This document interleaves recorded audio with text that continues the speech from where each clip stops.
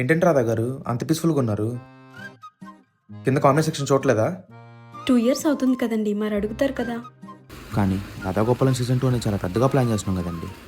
మనం అనుకున్నట్టు తీయాలని టైం పట్టింది కదా. కానీ ఆ విషయం వాళ్ళకి తెలియదు కదండి గోపాలం గారు. నిజమే. మరి ఇప్పుడు ఏం చేద్దామండి? మ్మ్,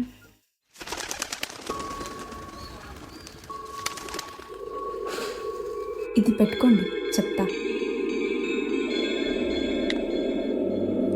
ఎటు వెళ్ళిపోయింది మనసు